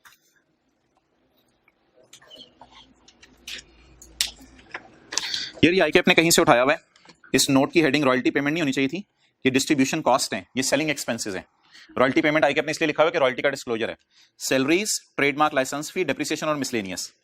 अब ये नोट सब नोट बनेगा इसका नीचे, तो ये सब नोट आ रहा है, कहते हैं हमने लाइसेंस फीस पे की है, यानी रॉयल्टी फीस पे की है SARL स्विट्जरलैंड की कंपनी को, जो हमारी एसोसिएटेड कंपनी है, हमने उसके शेयर भी खरीदे हुए हैं, और उसका दफ्तर है ऊंची 61006 लॉज मोनोमम स्विट्जरलैंड। तो नेम क्या है जी उस कंपनी का? SARL Switzerland. एंड भाई हमारे भी तो भट्टा चौक और पता नहीं क्या क्या है, तो उनके भी ऊंची सूची हो सकते हैं, क्या हो गया गज्जू मता। Name and registered address, address भी बता दिया इनका, relationship with the company associate, तो ये 2-3 चीजें आपने बतानी है। तो लिख लें हमारी कंपनी बाहर के कंपनी का कोई नाम यूज कर रही है, हमारी कंपनी बाहर की कंपनी का नाम यूज कर रही है, उसके लिए किराया दे रही है। हमारी कंपनी बाहर की कंपनी का नाम, ब्रांड यूज कर रही है, जो मर्जी लिख लें, हमारी कंपनी बाहर वाली कंपनी का ब्रांड या नाम यूज कर रही है, उसका किराया दे रही है।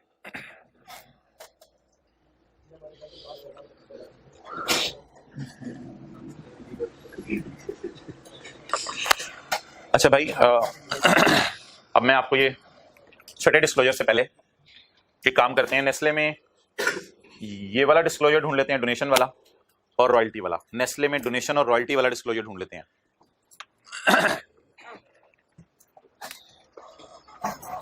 किधर है नेस्ले? कौन कौन सा डिस्क्लोजर ढूंढना है? Royalty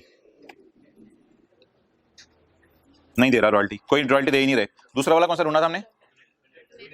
donation. नेस्ले वालों ने किसी को डोनेशन दी है, वो तेरी, ये तो मैंने हाईलाइट भी किया हुआ है।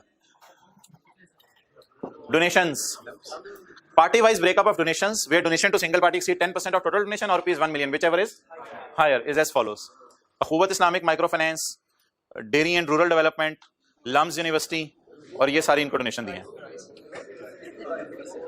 बस ये डोनेशंस की डिटेल है। तो वो जो इंटरेस्ट इन डोनेशन होने वाला कोई चक्कर इधर नहीं है। बाकी इनके माशाल्लाह इन्होंने एड्रेसेस वगैरह भी दे दिए हैं सारे। तो ये किसका डिस्क्लोजर है जी? डोनेशन का। चलें यार, बातें बहुत बोरिंग हो गई हैं, आखिरी डिस्क्लोजर पढ़ें, फिर एक न्यूमेरिकल शुरू करना है हमने 20-25 मिनट का।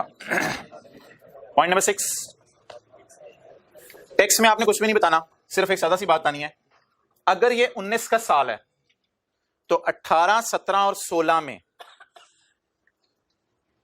आपने कितना टैक्स डाला था और एफबीआर ने कितना बताया? आपने कहा था मेरा टैक्स है इतना, एफबीआर ने कहा हाँ इतना ही है। आपने कहा मेरा टैक्स है इतना, एफबीआर ने कहा नहीं ज्यादा है। पिछले 3 सालों का ग्राफ समझ लें, इसको जो मर्जी समझ लें कि पिछले 3 सालों से हम कितने टैक्स का अंदाजा लगा रहे हैं और एफबीआर वाले कितना दे रहे हैं। A comparison of provision on account of income taxes with most recent tax assessments. कौन करते हैं? टैक्स वाले, हम एफबीआर असेसमेंट करते हैं और हम तो टैक्स जमा करवाते हैं। तो ये वर्किंग वन, ये करंट टैक्स की वर्किंग लिख लें, ये करंट टैक्स की वर्किंग वाली फिगर है और यहां लिखें एफबीआर वाली फिगर। लेकिन एक बात कहीं लिख लें, ये 2019 के अकाउंट्स हैं, 2019 के अकाउंट्स हैं। 19 के बारे में एफबीआर वाले क्या करेंगे वो मैं आज नहीं बता सकता। 18, 17, 16 हिस्ट्री के बारे में मैं बता सकता हूं। तो ये 2019 के अकाउंट्स हैं। 19 के अकाउंट्स में कितने साल पिछले वाले 3 आएंगे? 18, 17, 16। Management assessment of sufficiency, management assessment of sufficiency of, इतनी सफिशिएंट टैक्स प्रोविजन बनाई थी जितनी एफबीआर वालों ने कही, बस ये लफ्ज है sufficiency. Management assessment of sufficiency of tax provision लिख लें CTP. Management assessment of sufficiency of CTP made in the companies financial statement shall be clearly stated along with comparison of tax provision as per accounts। बल्कि management assessment of sufficiency, हाँ, made in the companies financial statement shall be clearly stated along with the comparison of tax provision as per accounts, साथ साथ vis-a-vis tax assessment for loss। तो ये FBR वालों की figure आ जाएगी, ये हमारी वाली फिगर आ जाएगी, इन दोनों का क्या दे देना है, कंपैरिजन। तो आप कुछ भी नहीं करना, आपने पेपर में ये 6 फिगर्स दी होंगी, ये डब्बा बना दीजिएगा और ऊपर ये कोई लफ्ज अगर आई के आपने डाला हुआ वो डाल दीजिएगा, ये लफ्ज थोड़ा सा याद कर लीजिएगा, ये वाली लाइन बस, ये नीचे छोड़ें, क्या वजह बनी, क्या वजह, अगर कोई वजह दी हुई कि ये वजह बनी थी तो वो अंग्रेजी में लिख दीजिएगा और कुछ भी नहीं करना बस जी। हाँ अच्छा, ये किसी यार इनका बड़ा अच्छा सवाल है, ये किस किस नोट की दुम होगा? ये तो सेल की दुम हो जाएगा, ये हमने एडमिन की दुम में डाला था, ये हमने अदर एक्सपेंसेस की दुम में डाला था, ये किसी की दुम में नहीं होता। ऑर्गेनाइजेशन वैसे ही डाल रही है, सैलरीज की दुम में डालने आपकी मर्जी है, ऑर्गेनाइजेशन वैसे ही डाल रही है, किसी से कंपेयर नहीं करती है उधर से। और रॉयल्टी तो अभी मैंने देखे उसने डिस्ट्रीब्यूशन में डाला हुआ था, सेलिंग एक्सपेंसेस में डाला हुआ था, तो ये सेलिंग एक्सपेंसेस की दुम में डाल दें, ये किसी की दुम नहीं है, ये अपने ही आप है। क्या जिस इस क्वेश्चन में ये पॉइंट्स होंगे उनको डिस्क्लोज करते रहना है। अब आंखें बंद करके सोचते रहे, ये वाला डिस्क्लोजर जहन में आ गया, सेल्स टैक्स वाला, ऑडिटर रेम्यूनरेशन, केपीएमजी, पीडब्ल्यूसी, फॉर्मेट जहन में आ गया। डोनेशन का भी नेस्ले वाला भी देखा है, सिर्फ पार्टीज के नाम आ रहे हैं और अमाउंट्स आ रही हैं। रिम्यूनरेशन ऑफ, ये वाला डिस्क्लोजर नेस्ले का देखा है, जहन में आ गया। रॉयल्टी तो अंग्रेजी लिखनी है और ये डब्बा बनाना है, कितने सालों का कंपैरिजन करना है, 3 सालों का कंपैरिजन। पास पेपर क्वेश्चन 1 निकाल लें।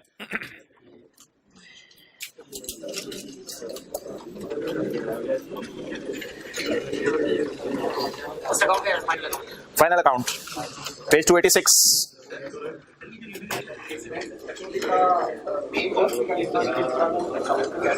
मेन नोट इसका वही है, मेन और सब इसका अलग नहीं है, बस एक ही हेडिंग आएगी, रिम्यूनरेशन ऑफ चीफ एग्जीक्यूटिव। वो अगर कोई पेपर में दे दी तो एज लिख देना। मेन नोट में उनकी तनख्वाहें वगैरह लिखनी है और जो कि अंग्रेजी में इंफॉर्मेशन हो वो नीचे लिख देनी है आपने। न्यूमेरिकल फिगर्स डब्बे में डालनी है और अंग्रेजी वाली चीजें एज नीचे लिख देनी। भाई ये सवाल इंशाल्लाह कल सॉल्व करने हमने। आज एक चीज बस बता दें,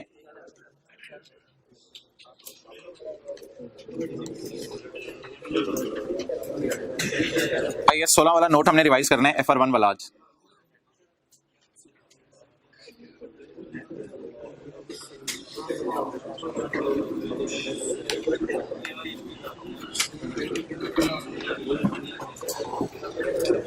यार कल तो अकमुलेटेड डेप्रिसिएशन के साथ लिखा हुआ था ओपनिंग, आज सवाल में लफ्ज लिखा हुआ है पोस्ट क्लोजिंग, यानी क्लोजिंग एंट्रीज करने के बाद।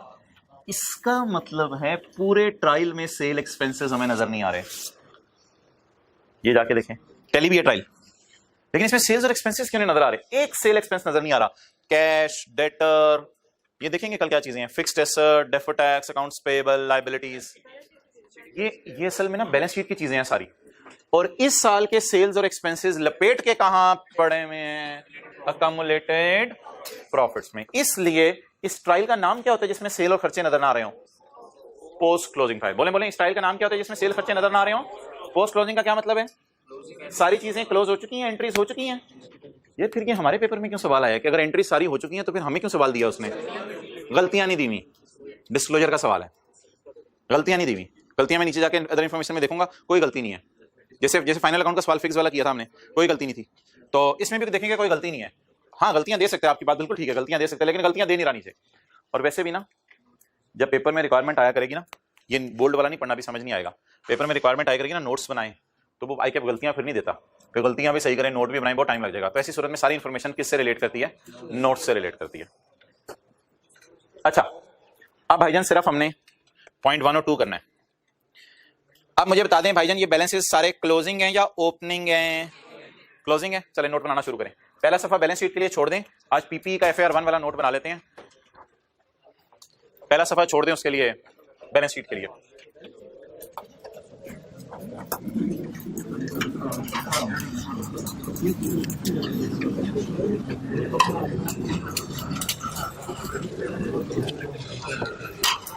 ये दूसरा सफा है, कंपनी का नाम, नोट टू दी। आज हम बैलेंस शीट का नोट बनाने लगे हैं पीपी का। P&L के 6 नोट थे, खत्म हो गए हैं वो। Note to the financial statements for year ended 30/15। चलें जी, आइटम्स के नाम बताएं। Land, furniture, machine, building. Software यार नहीं, सॉफ्टवेयर ना इंटेंजिबल्स में जाएगा, वो कल बना लेंगे। मैं भी टेंजिबल्स का नोट बना रहा हूं। मिसाल के तौर पे नोट नंबर 1 ही कर लेते हैं। Note number 1 property plant and equipment, लेकिन आप पूरा लिखिएगा प्रॉपर्टी प्लांट इक्विपमेंट। जी नाम बताएं चीजों के। लैंड तरतीब से, फर्नीचर, मशीन, बिल्डिंग। ये क्या होता है? ओए क्या कर रहे हो? अच्छा, मशीन और कौन सी डिंग? बिल्डिंग।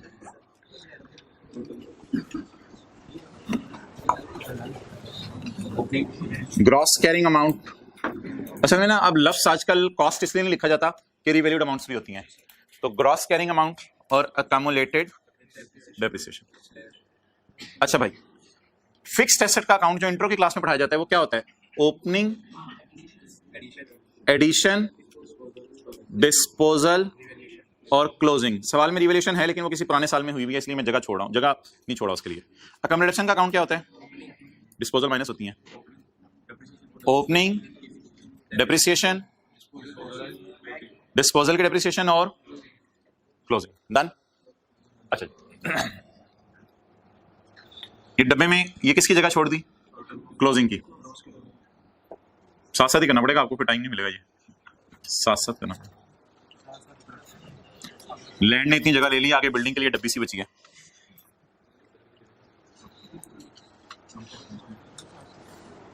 ये डब्बे बना के ले जाएंगे या उधर जाके बनाएंगे?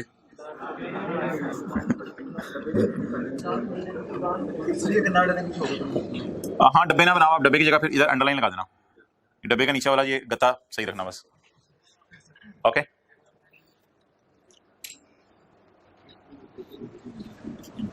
भाई FR1 में ना आप लोग ओपनिंग से शुरू करते थे, लेकिन ये ना ट्रायल है और इसके साथ एक लफ्ज लिखा हुआ है क्लोजिंग के बाद वाली फिगर्स, यानी क्लोजिंग सारी हो चुकी हैं, तो इसलिए ये क्लोजिंग फिगर्स हैं।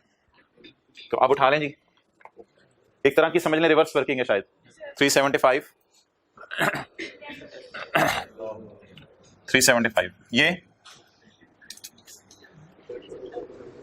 कोई नहीं छोड़े आप लोग। 27, 85 और 150। यार 150 में ना थोड़ा मसला है। 150 में कोई वर्क इन प्रोग्रेस वगैरह पड़ा हुआ है। अदर इन्फॉर्मेशन में अभी हम पढ़ेंगे, इसमें कोई वर्क इन प्रोग्रेस वगैरह पड़ा हुआ है, तो वो मैं जरा माइनस करके लिख रहा हूँ। तो अभी इसकी जगह सिर्फ मैं 130 उठाऊंगा, बाकी चीजें सही हैं। 27, 85 अगर आप गलती से 150 उठा भी लेंगे तो पेपर में इसको काट के 130 इस तरह कर दीजिएगा, कोई मसला नहीं। 150 अवेलेबल है, गलती से अगर कोई उठा भी ले तो 130 अदर इन्फॉर्मेशन से बता दूंगा आपको। ये डेप्रिशिएट नहीं होती। 8, 27, 26 क्लोजिंग के बाद वाली फिगर्स अवेलेबल है।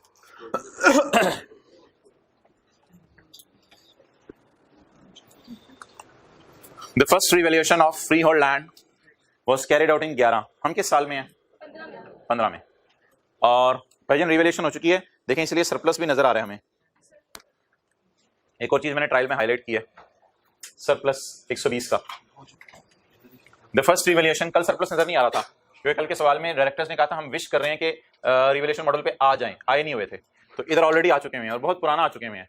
और भाईजान ये जो लैंड का सरप्लस होता है ना, ये रिटेन अर्निंग में शिफ्ट नहीं होता क्योंकि लैंड डेप्रिशिएट नहीं होती, तो ये सरप्लस जो था आया वही पड़ा हुआ है।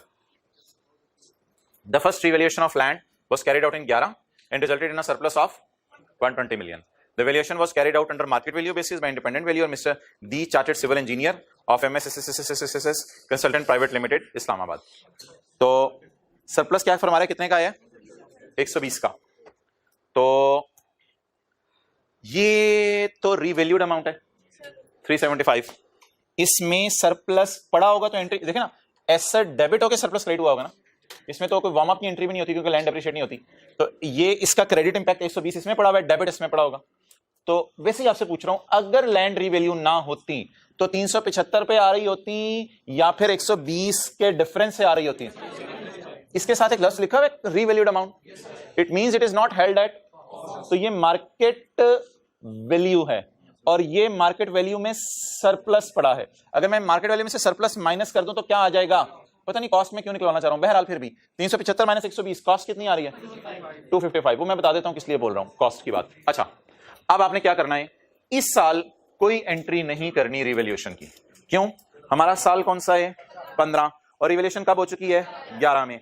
इसलिए आई एम डैम श्योर कि साल के शुरू में भी मेरी लैंड 375 ही की थी, क्योंकि 11 में रिवैल्यूएशन हुई थी। तो ये तो पूरा करें, लैंड वाला कॉलम हमारा पूरा हो गया। रिवैल्यूएशन क्यों नहीं डाली, क्योंकि 11 में हुई है, तो 15 में तो उसी वैल्यू पे आ रहा होगा। लेकिन भाई 2 नोट की दुमें हैं, वो सीखें, शायद FR1 में आपने सीखी हो। 2 नोट की दुमें डालनी होती हैं रिवैल्यूएशन के केस में। नोट 1.1, एक तो यही इंग्लिश कॉपी कर लें, द लैंड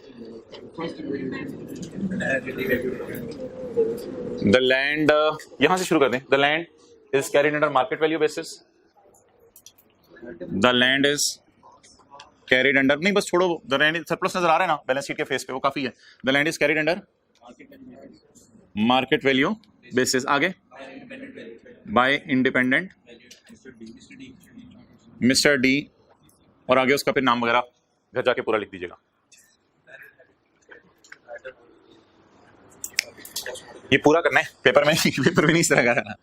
अच्छा, note 1.2, had there been no revaluation, इसका मतलब होता है पाकिस्तानियों की जुबान में अगर रिवैल्यूएशन ना होती, अंग्रेजी इसको कहते हैं had there been no revaluation, पता नहीं क्या क्या अंग्रेजियां इनकी। अगर रिवैल्यूएशन ना होती, land would have appeared at cost of rupees, market value कितनी है, मार्केट वैल्यू सरप्लस 120। इस तरह समझ लेना यार, अगर मसला है आपको। वो जो हमारा कॉलम बनता था डेट, डिस्क्रिप्शन, एसेट, तो लैंड की कोई ना कोई बुक वैल्यू या कॉस्ट होगी, वो मुझे पता नहीं है, और रीवैल्यूएशन सरप्लस डाल के आपको पता है रीवैल्यूड अमाउंट आ जाती थी। तो रीवैल्यूड अमाउंट कितनी है सरप्लस, तो बीवी आमतौर पे बैलेंसिंग नहीं आती थी, लेकिन कभी कभी जिंदगी में बीवी भी बैलेंसिंग आ सकती है। वो जो हम रिवैल्यूएशन का फॉर्मेट बनाते थे, तो अगर लैंड रिवैल्यू ना होती तो फिर कितने पे पड़ी होती आज 255। ये पिछले सालों के नोट में आता होगा, ये रेपिटेटिव नेचर का नोट है, हर साल आएगा। ट्रांसफर नहीं हुई होगी इस वजह से कि ट्रांसफर तब होती है सरप्लस रिटेन्ड अर्निंग में जब डेप्रिसिएशन में एक्स्ट्रा डिडक्शन पड़ी होती है। तो डिडक्शन में तो एक्स्ट्रा डिडक्शन पड़ी नहीं, क्योंकि लैंड डेप्रिशिएट हो नहीं रही। ओके, इधर आ जाओ। The details relating to additions, disposals and depreciation.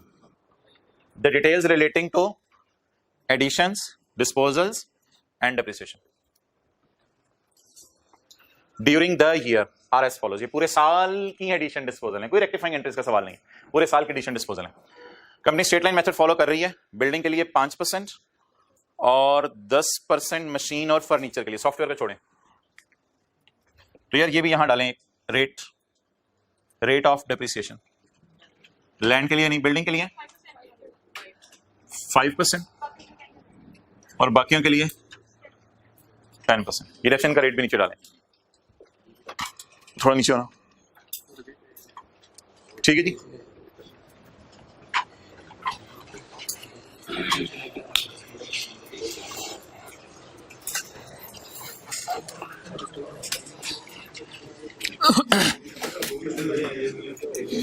ये एडजस्टमेंट इंशाल्लाह कल पढ़ लेंगे,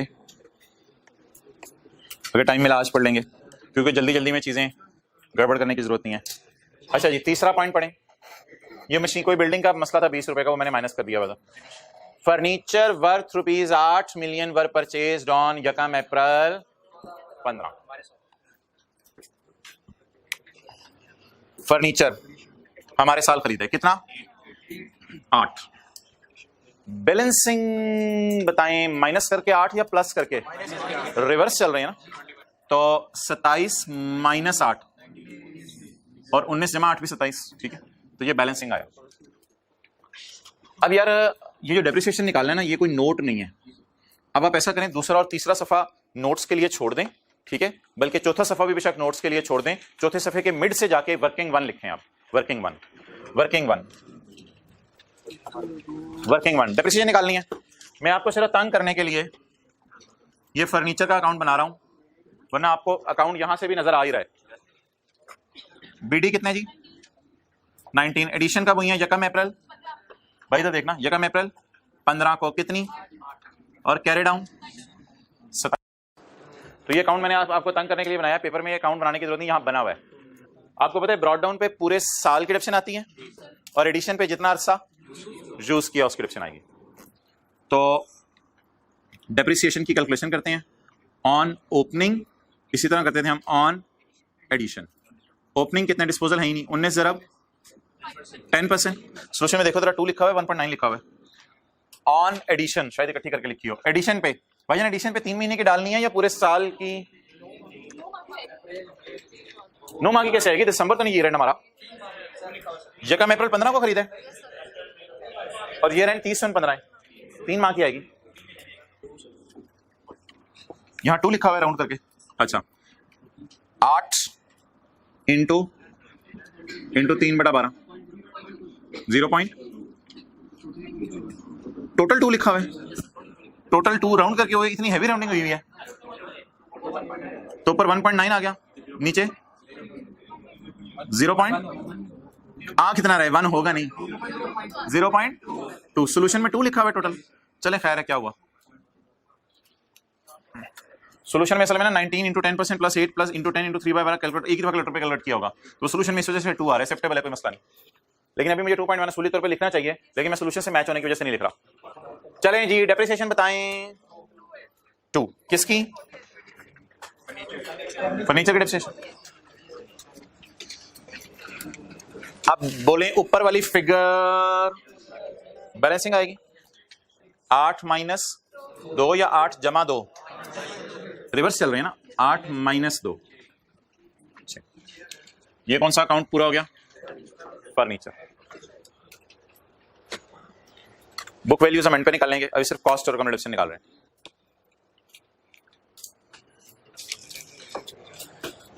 working number 2,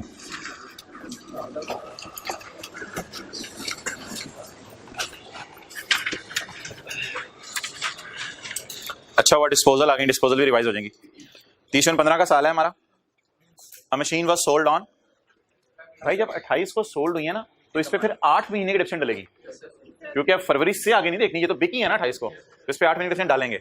a machine was sold on 28 February 2015 to NJ enterprise, buyer का नाम भी दे दिया, to NJ enterprise at a price of, ये तो कैश रिसीव्ड डिस्पोजल अकाउंट वाला। At the time of disposal, जब हमने इसको बेचा, इसकी कॉस्ट थी 15 और इसकी WDV थी 10। मेरे भाई ये फिगर्स एज इट इज उठाई जा सकती हैं, क्योंकि लफ्ज लिखा हुआ है एट टाइम ऑफ डिस्पोजल। ये फिगर्स एज इट इज उठाई जा सकती हैं, क्योंकि क्या लिखा हुआ है? At the time of disposal के वक्त ये कॉस्ट थी और ये WDV थी। आगे जाने से पहले बता दें, अकमुलेटेड डेप्रिसिएशन कितनी थी डिस्पोजल के वक्त? अकमुलेशन खुद निकालें, फिर आगे चलते हैं। What is cost, what is WDV, what is accumulation? और मैं कॉन्फिडेंट हूं कि ये 28 फरवरी 15 की ही है, क्योंकि सवाल में लिखा हुआ है at the date of disposal. अच्छा जी, कॉस्ट अकाउंट में से क्या बाहर निकालें? कॉस्ट। और अकमुलेशन अकाउंट में से अकमुलेशन अकाउंट। लेकिन एक बात याद रखिएगा, ये जो सेल प्राइस है ना, ये यहां नहीं जाती, क्योंकि ये डिस्पोजल अकाउंट है। तो कितने का बेचा, कितने वाला? 15 वाला, जो 10 तक WDV पे आ चुका था, वो हमने बेचा है। तो कॉस्ट अकाउंट में से 15 बाहर निकाल दें, और अकमुलेशन अकाउंट में से अकमुलेटेड डेप्रिसिएशन बाहर निकाल दें। जी भाई, कॉस्ट अकाउंट में से क्या निकालना है? 15, एडिशन तो है कोई नहीं, और अकमुलेशन अकाउंट में से 5। लेकिन एक मसला उधर ही है, डेप्रिसिएशन मेहनत करके निकालनी पड़ेगी। एक मसला उधर ही है, डेप्रिसिएशन फॉर द ईयर निकालनी पड़ेगी। डेप्रिसिएशन निकल नहीं सकती जब तक कि एसेट अकाउंट ना बन जाए। तो पहले क्या बनाना पड़ेगा, फिर डेप्रिसिएशन निकलेगी। एसेट अकाउंट तो बन सकता है, बैलेंसिंग, लेकिन भाईजान आप जमा करेंगे 85 plus 15 100 minus 15 is equal to 85। अब अकाउंट उसी तरह बना लें, वर्किंग नंबर 2, वर्किंग वर्किंग, मेरा नीचे जगह नहीं ऊपर बना रहा हूँ, वर्किंग ये वाला अकाउंट बनाए। मशीन का बीडी बोले, डिस्पोजल 15, कैरी डाउन 85। डेप्रिसिएशन आपने जरूर निकालनी है, सही वाली करेक्ट डेप्रिसिएशन। डिडक्शन का तरीका होता है on opening assets excluding disposals, और फिर डिस्पोजल पे अलग से निकालनी होती है कुछ महीने के लिए, कितना महीने इस्तेमाल हुआ। What is the opening cost, 100 में से कितने वाली बेच दी। 15 को माइनस करने का मतलब यह कि माइनस करके नीचे लाएं, इस पे अलग डिडक्शन निकालनी है। 15 को इसलिए माइनस नहीं करके डिडक्शन नहीं करना, इसलिए करें कि पूरा साल डिप्रिशिएट नहीं करना। इनटू 10% इनटू 10% इनटू 8/12,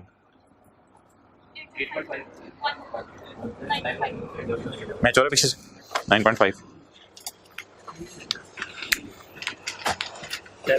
इधर देख लो ना, सॉल्यूशन में ये 9.5 की जगह भाई फरमाने 10 आ रहा है, कुछ नहीं होता, राउंडिंग चलेगी, कोई मसला नहीं। क्या आप अपने मुताबिक कर लें, बिल्कुल मैच हो जाएगा, कोई मसला ही नहीं, मैच तो मैच है। अच्छा मैं तो इसी सॉल्यूशन से आप पीछे कंपेयर कर रहे हो, फिगर्स मैच ना हो रही है, मैं इस वजह से कर रहा हूं। बोलें जी, डेप्रिसिएशन 10, ओपनिंग बैलेंसिंग 22, 27 जमा, ये देखें कि कैसे निकाले भाई, 22 बैलेंसिंग निकाला है, ये देख लें, ये दोनों बैलेंसिंग लिखे हुए हैं सबने, साथ लगे रजिस्टर पे चेक करें, ओपनिंग्स बैलेंसिंग आ रहे हैं, क्लोजिंग बैलेंसिंग नहीं आ रहे। उल्टा चलते हुए क्या करेंगे, 27 जमा 5 माइनस 10 इज इक्वल टू 22। अब आई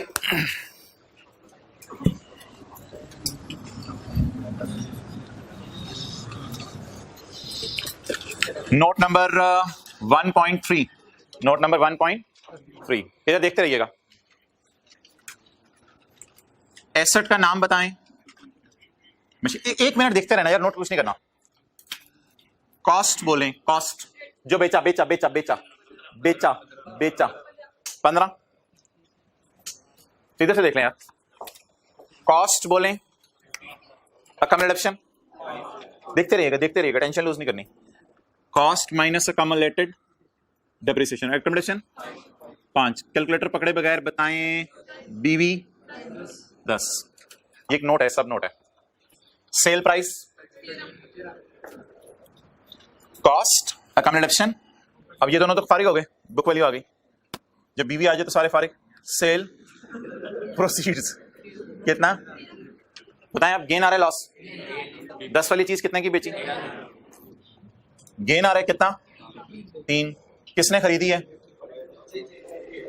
जे नहीं एनजे, किसने खरीदी है, एनजे एंटरप्राइज।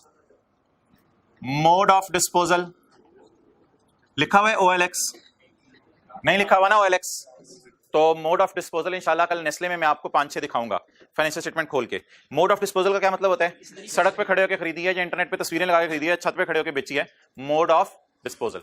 तो कॉलम ज़बानी याद कर लें, क्या क्या, इसकी हेडिंग बताएं नोट की, डिटेल्स ऑफ पीपी डिस्पोज्ड। भाई किसको चीजें बेच रहे हो हमारी ऑर्गेनाइजेशन की, भाईजान एनजे को बेच रहे हैं, कौन है एनजे, कुछ जानने वाला तो नहीं, इसलिए बताना जरूरी होता है ना, कितने का बेचा, क्या चीज बेची।